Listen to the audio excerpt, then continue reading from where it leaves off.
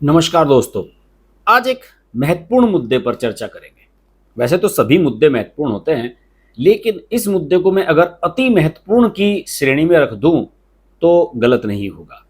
आप सब जानते हैं कि 370 को हटाए जाने के खिलाफ जम्मू कश्मीर से पता नहीं कितनी सारी याचिकाएं तमाम इस देश विरोधी लोगों ने, वामपंथी लोगों ने, सो कॉल्ड लिबरल लोगों ने, पाकिस्तान के जो समर्थक हैं उन लोगों ने, अलगाववादी लोगों ने अलग अलग सोर्सेज से बहुत सारी याचिकाएं सुप्रीम कोर्ट में डलवाई थी। और सुप्रीम कोर्ट से कहा था कि साहब ये जो सरकार ने जिस तरीके से वहाँ से 370 हटाई है ये संविधान के खिलाफ है, तौर तरीकों के खिलाफ है और इस पर आप सुनवाई करें। और सुप्रीम कोर्ट में सीजेआई चीफ जस्टिस जो हैं हमारे डीवाई चंद्रचूड़ साहब ने एक 5 जजों की पीठ इसके लिए बनाई और कहा कि हम सारी याचिकाओं को एक साथ सुनेंगे। और 5 जजों की जो पीठ बनाई उसमें जस्टिस BR गवई हैं, जस्टिस SK कौल हैं, CJI DY चंद्रचूड़ खुद इसको हेड कर रहे हैं, जस्टिस संजीव खन्ना हैं और जस्टिस सूर्यकांत हैं। ये सब जजों की जो पीठ है ये इसकी सुनवाई कर रही है। और ये मेरे ख्याल में 4 दिन इस पर सुनवाई होती है, सोमवार, मंगलवार, बुधवार, बृहस्पतिवार, 4 दिन इस पर सुनवाई होती है और डेली इस पर सुनवाई हो रही है लगातार। अब इसमें बहुत सारे मुकदमे थे, अलग अलग तरीके से लोग इसमें सामने आए थे, कोई किसी के माध्यम से, कोई किसी ने वकील ने रिप्रेजेंट किया। लेकिन इसमें जो मुख्य पिटीशन है उसमें नेशनल कॉन्फ्रेंस के एक नेता हैं उनकी तरफ से डाली गई, जम्मू कश्मीर के, उनकी तरफ से वकील हैं कपिल सिब्बल।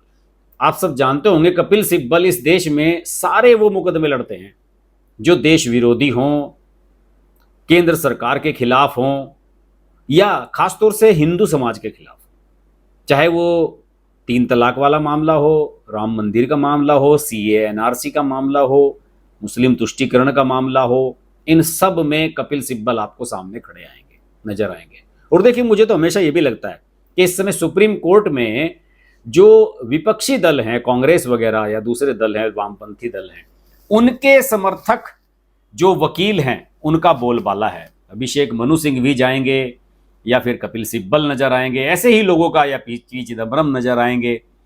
मुझे तो ये भी लगता है कि बीजेपी के जो लॉयर हैं, सुप्रीम कोर्ट के लॉयर हैं, रविशंकर प्रसाद, गौरव भाटिया हैं और भी कई नेता हैं इस तरह के जो सुप्रीम कोर्ट के वकील हैं, लेकिन उनका बोलबाला कहीं नजर नहीं आता। वो राजनीति में मस्त रहते हैं और इस तरह के सारे मसलों पर जो चर्चाएं हैं वो सारे के सारे मुद्दे उठा रहे हैं वहां पर कपिल सिब्बल जैसे लोग जो बिल्कुल फ्री हैं।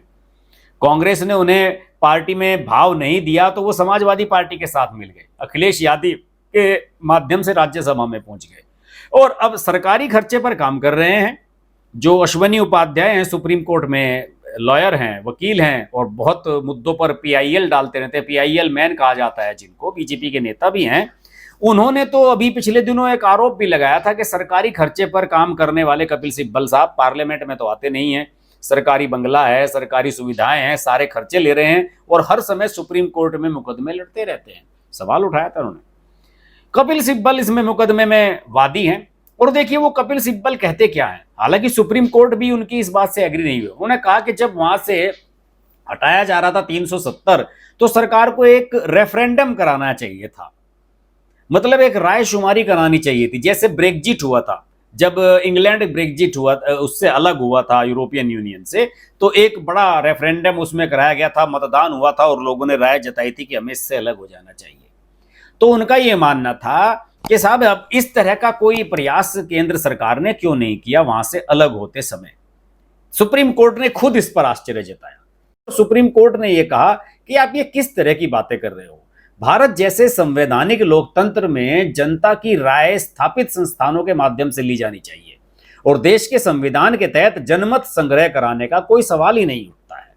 देखिए अब इसमें DY चंद्रचूड़ ने यह बात उनके उसी बयान पर कही जब कपिल सिब्बल ने ब्रेक्जिट का उदाहरण पेश किया और उन्होंने कहा कि साहब यूनाइटेड किंगडम ने यूरोपीय संघ से हटने का इस पर फैसला लिया था। उन्होंने अपने तर्क को पुष्ट करने के लिए इसका हवाला दिया और उन्होंने कहा कि अनुच्छेद 370 में संशोधन की प्रक्रिया जम्मू कश्मीर के लोगों की सहमति के बिना केंद्र द्वारा एक तरफा नहीं की जा सकती है। कपिल सिब्बल ने इसमें यह कहा कि आपका आधिपत्य ब्रेक्जिट को याद रखेगा क्या हुआ, जनमत संग्रह की मांग करने वाला कोई संवैधानिक प्रावधान नहीं था। लेकिन जब आप किसी रिश्ते को तोड़ना चाहते हैं जो बन चुका है, पता नहीं किससे बन गया था कश्मीर में रिश्ता, पाकिस्तान से किससे बन गया था, किससे रिश्ता तोड़ना चाहते थे। हम तो कश्मीर को इधर मिलाना चाहते हैं, जिस तरह से दूसरे राज्य हैं उसी तरीके से वहां पर शासन करना चाहती है केंद्र सरकार। इसमें गलत क्या है? उन्होंने कहा कि आपको लोगों की राय लेनी चाहिए थी, क्योंकि इससे फैसले के केंद्र में जनता है, भारत संघ नहीं है, इंडियन यूनियन इसमें नहीं है, भारतीय यूनियन नहीं है इसमें। फैसले में केंद्र की में वहां की जनता, यानी कि उनकी जो जनता है वो भारत की जनता से अलग है। और ये जो अनुच्छेद 370 की मूल भावना है उसके भी विपरीत है। हालांकि पीठ में जो है सीजीआई के अलावा और भी कई लोग थे, उनकी सहमति नहीं थी। सीजीआई ने खुद कहा कि संवैधानिक लोकतंत्र में लोगों की राय स्थापित संस्थानों के माध्यम से लेनी होती है। जब तक लोकतंत्र अस्तित्व में है, संवैधानिक लोकतंत्र के संदर्भ में लोगों की इच्छा के लिए कोई भी सहारा स्थापित संस्थानों के संदर्भ में व्यक्त और मांगा जाना चाहिए। इसलिए आप ब्रेक्जिट जैसे जनमत संग्रह की बात वहां पर नहीं कर सकते। वो एक राजनीतिक निर्णय था ब्रेक्जिट, जो तत्कालीन सरकार द्वारा लिया गया था, लेकिन हमारे जैसे संविधान के भीतर जनमत संग्रह का कोई सवाल ही नहीं उठता। सिब्बल ने 5 नवंबर 1991 को जम्मू कश्मीर की संविधान सभा में शेख अब्दुल्ला द्वारा दिए गए एक भाषण का भी हवाला दिया। उन्होंने बताया कि कैसे तत्कालीन राज्य के पूर्व सीएम ने जम्मू कश्मीर और भारत के बीच स्थिति को मनमाने ढंग से बदलने के किसी भी प्रयास के प्रति आगाह किया था। अब वो बताइए, जम्मू कश्मीर को भारत से बिल्कुल अलग मान रहे हैं कपिल सिब्बल साहब, और उनका मानना है कि बिल्कुल ये अलग है और इसकी अलग दूसरे राज्यों से ये बिल्कुल अलग है, इसको उससे बिल्कुल नहीं आंका जाना चाहिए। फारूक अब्दुल्ला साहब कल पार्लियामेंट में फट पड़े, इस बात को स्मृति ईरानी ने उठा दिया।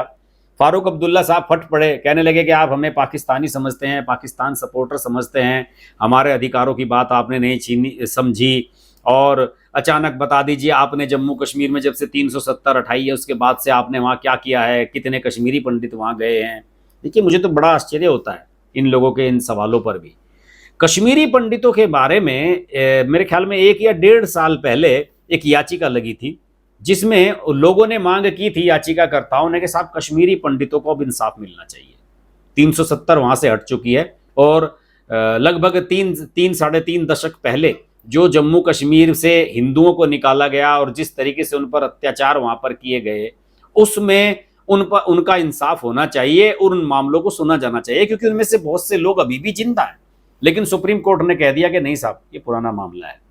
इतने पुराने मामले में कहां से एविडेंस लाएंगे, कहां से सबूत लाएंगे, किस तरीके से लोगों के बयान लिए जाएंगे, ये सब बड़ा विवादित मामला है और गड़े मुर्दे उखाड़ने जैसा है, इसमें कुछ अब नहीं किया जा सकता। लेकिन ये जो 370 पर सुनवाई चल रही है, ये तो उससे भी पुराना है, 1947 से चला आ रहा है ये तो मामला, उसमें सुप्रीम कोर्ट की दिलचस्पी है। यहां सबसे बड़ा सवाल तो यह भी उठता है दोस्तों कि सुप्रीम कोर्ट किस तरह से काम कर रही है। मणिपुर में हिंसा होती है तो स्वतः संज्ञान ले लेती है, पश्चिम बंगाल राजस्थान में होती है तो नहीं लेती है। महिलाओं पर अत्याचार तो पश्चिम बंगाल में बहुत हुए हैं, अभी हाल में राजस्थान में हुए हैं, लेकिन जहां बीजेपी की सरकार है उन राज्यों पर यह स्वतः संज्ञान लेने में पीछे नहीं हटते।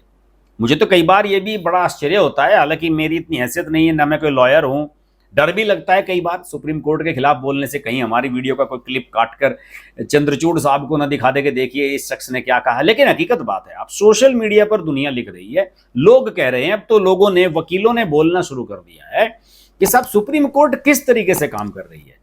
मानवाधिकार की चिंता उन्हें मणिपुर की हो जाती है, लेकिन यहां की नहीं होती। जम्मू कश्मीर के लोगों की चिंता क्यों नहीं है? कश्मीरी पंडितों को इंसाफ क्यों नहीं मिलना चाहिए? कश्मीरी पंडित तो अभी भी बयान देने के लिए हैं। ऐसे तमाम परिवार हैं कश्मीरी पंडितों के जो देश भर में रह रहे हैं, जब उनसे कहा जाएगा तो वो कोर्ट में बयान देने के लिए तैयार हो जाएंगे। लेकिन यहाँ इस देश में सुनवाई किनकी होती है? कपिल सिब्बल जैसे लोगों की, जो देश विरोधी ताकतों के लिए काम करते हैं, देश विरोधी मामलों में हमेशा कूद पड़ते हैं। मैं आपको उनका एक वीडियो भी दिखाता हूं जिसमें वो जिरह कर रहे हैं सुप्रीम कोर्ट में और ये समझाने की कोशिश कर रहे हैं कि साहब देखिए, ये हैं जो 5 जज जिनकी जो पीठ, इस संविधान पीठ बनाई गई है और जो रोजाना सुनवाई कर रही है इस मामले में, उनके बारे में बता दिया। गुलाम नबी आज़ाद ने कपिल सिब्बल का बड़ा शुक्रिया अदा किया है और कहा है कि जिस तरीके से उन्होंने आर्टिकल 370 का मामला सुप्रीम कोर्ट में उठाया, बड़ी तारीफ की है। और ये देखिए फारूक अब्दुल्ला साहब क्या कह रहे हैं। बहुत अच्छी तरह से इतनी अच्छी तरह से किया कि मैं बयान नहीं कर सकता। और मुझे पूरी उम्मीद है कि ऑनरेबल जजेस of the court and chief justice will take cognizance of that, और उम्मीद है कि जम्मू कश्मीर को इंसाफ मिलेगा। मतलब ये लोग ये चाहते हैं कि 370 फिर से लगा दी जाए, इन लोगों का उद्देश्य यही है। और देखिए खबरें तो हैं कि कपिल सिब्बल की दलील को सीजीआई ने खारिज कर दिया। देखिए कपिल सिब्बल यहाँ दलील देते हुए नजर आएंगे। Brexit, what happened? There was no constitutional provision seeking a referendum. But when you want to sever a relationship which has been entered into, you must ultimately seek the opinion of the people. Because people are central to this decision, not the Union of India. It goes counter to the very grain of Article 370. Mr. Zibal, in a constitutional democracy, seeking the opinion of the people has to be through established institutions. Agree? Right? So long as a democracy exists, as it does, in terms of a constitutional democracy, any recourse to the will of the people has to be expressed and sought in terms of established institutions. I agree. So That's either the you question. do it, So either you do it. you cannot envisage, therefore, a situation like a Brexit type referendum. Yes. That's a political decision which was taken by the then government. Yes. But within a constitution like ours, there's no question of a referendum.